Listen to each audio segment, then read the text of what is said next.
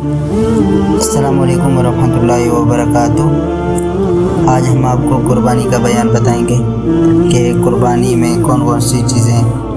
اور قربانی کی تعریف کیا ہے، قربانی کی فضیلت کیا ہے، قربانی کا حکم کیا ہے۔ کچھ لوگ اعتراض کرتے ہیں کہ قربانی کرنے سے بہتر ہے کہ بندہ کسی غریب کی، مفلس حال کی، جو لوگ غریب ہو یا یتیم ہو ان کی مدد کرے، یہ بہتر ہے قربانی سے۔ آئیے ہم آج آپ کو بتاتے ہیں ان تمام چیزوں کا۔ سب سے پہلے ہم آپ کو قربانی کی تعریف بتائیں گے کہ قربانی ہے کیا، قربانی کی تعریف کیا ہے۔ تو قربانی کی تعریف یہ ہے کہ مخصوص جانور کو مخصوص دن میں نیت تقرب اللہ رب العزت کی رضا کے لیے قربانی کرنا، یہ قربانی کہلاتا ہے۔ مخصوص دن کے اندر مخصوص جانور کو اللہ کی رضا حاصل کرنے کے لیے جانور کو ذبح کرنا، یہ قربانی کہلاتا ہے۔ اور قربانی حضرت ابراہیم علیہ نبی علیہ الصلوۃ والسلام کی سنت ہے، اس امت کے لیے جو باقی رکھی گئی ہے۔ حضور علیہ الصلوۃ والسلام کو قربانی کرنے کا بھی حکم دیا گیا، جیسا کہ اللہ رب العزت نے قرآن شریف کے اندر ارشاد فرمایا، فَصَلِّ لِرَبِّكَ وَانْحَرْ، تم اپنے رب کے لیے نماز پڑھو اور قربانی کرو۔ اللہ رب العزت نے حضور علیہ الصلوۃ والسلام کو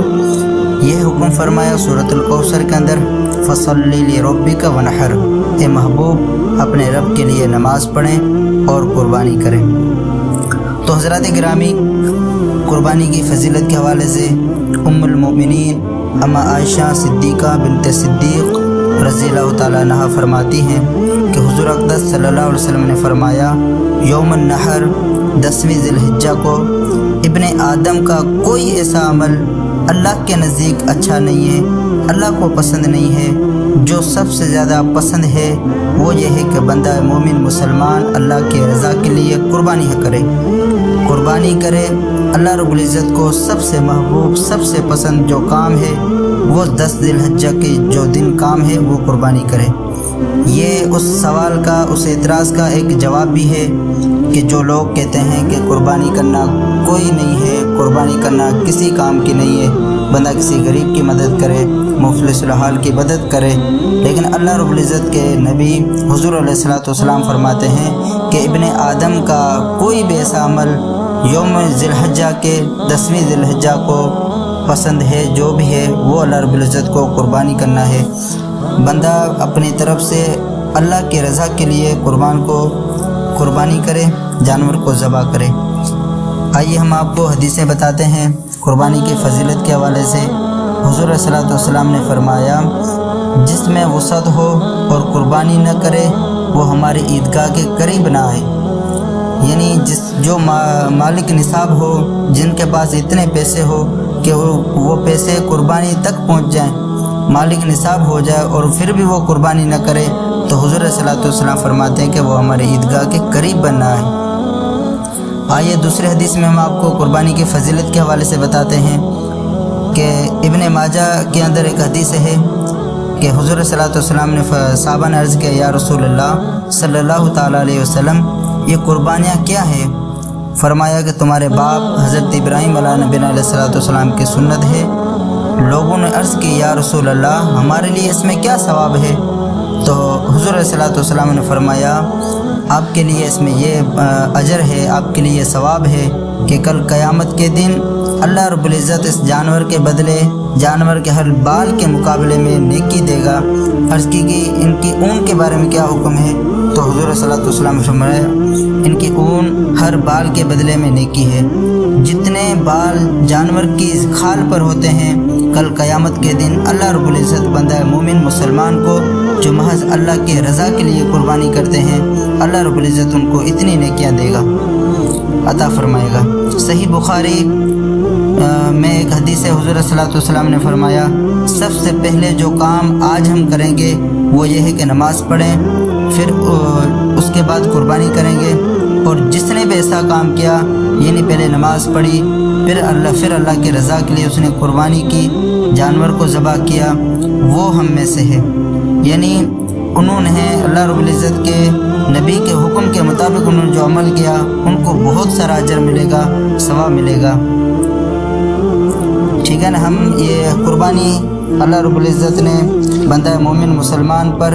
ہمارے نزدیک حضرت امام احمد،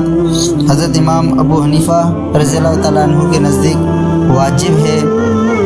اور مسالک کے نزدیک سنت ہے، لیکن ہمارے نزدیک یہ واجب ہے۔ اللہ رب العزت کے نبی حضور علیہ الصلوۃ والسلام نے دوسری حدیث پہ دوسری جگہ پر فرمایا کہ کل قیامت کے دن جو بندہ مومن مسلمان جانور کو ذبح کرتا ہے، کل قیامت کے دن وہ اپنے سینگ اور بال اور کھروں کے ساتھ وہ آئے گا، اور قربانی کا خون زمین پر گرنے سے پہلے اللہ رب العزت کے جو ہے نا مقام مقبولیت میں پہنچ جاتا ہے۔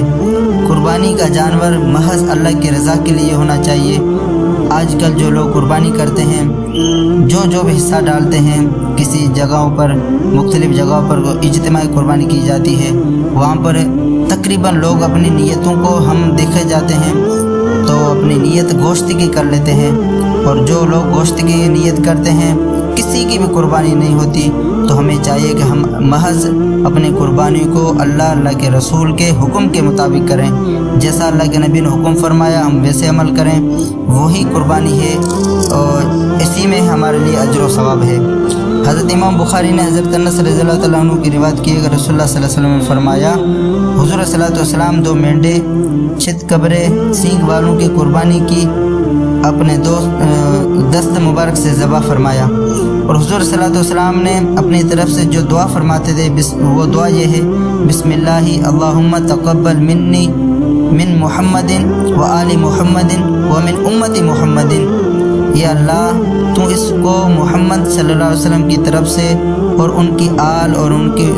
امت کی طرف سے اسے قبول فرما۔ جو حضور صلی اللہ علیہ وسلم جانور ذبح کرتے تھے، جانور ذبح فرماتے تھے، حضور صلی اللہ علیہ وسلم نے جو دعائیں یہاں پر لکھی ہیں، جو دعا پڑھتے تھے جانور کے ذبح کے وقت، جو ذبح کے بعد وہ یہ تھی۔ اور جب حضور صلی اللہ علیہ وسلم ذبح جو نا منہ قبلہ رخ کر کے یہ دعا پڑھتے تھے، دوسری دعا، اللہم انی وجہت وجہی للذی فطر السماوات والارض علی ملت ابراہیم حنیفا وما انا من المشرکین قل ان صلاتي ونسكي ومحياي ومماتي لله رب العالمين لا شريك له وبذلك وأمرت وأنا من المسلمين اللهم منك ولك عن محمد وأمته بسم الله اللہ اکبر۔ پھر حضور صلی اللہ علیہ وسلم اس کو ذبح فرمایا، اور ایک روایت میں ہے کہ حضور صلی اللہ علیہ وسلم نے فرمایا کہ الہی میری طرف سے اور میری امت کی طرف سے اور جس نے بھی قربانی نہیں کی ان لوگوں کی طرف سے اس جانور کو اپنے بارگاہ میں قبول فرما۔ تو حضور علیہ الصلوۃ والسلام کی ان تمام عمل سے، ان تمام حدیثوں سے، ان تمام دعاؤں سے جو چیز واضح ہو رہی ہے وہ یہ ہے کہ بندہ مومن مسلمان کو چاہیے کہ جب 10 ذی الحجہ ہو، 10 ذی الحجہ کو اللہ رب العزت کی رضا حاصل کرنے کے لیے، سنت ابراہیم کو زندہ کرنے کے لیے، سنت ابراہیم کو بقا رکھنے کے لیے، ہمیشہ زندہ رکھنے کے لیے ان کو چاہیے کہ اپنے جانور کو ذبح کرے اور محض اللہ کی رضا کے لیے کرے۔ کچھ لوگ اپنے گوشت کے لیے کرتے ہیں، کسی ایک کی بھی نیت گوشت کی ہوئی یا گوشت کی نیت کی تو کسی کی بھی قربانی نہیں ہوگی۔ ہم سب کو اپنی نیت کا بہت زیادہ خیال رکھنا چاہیے، اور ہم سب کو جو شخص قربانی کرے اس کے لیے ضروری ہے کہ وہ گوشت کو چھوڑ کر محض اللہ اور اللہ کے رسول کے رضا حاصل کرنے کے لیے قربانی کرے۔ ہم دعا کرتے ہیں کہ آپ کو یہ چیز اچھی لگی ہوگی۔ اللہ رب العزت ہم سب کو شریعت محمدی کے مطابق زندگی گزارنے، عمل کرنے کی توفیق عطا فرمائے۔ وآخر دعوانا الحمدللہ رب العالمین۔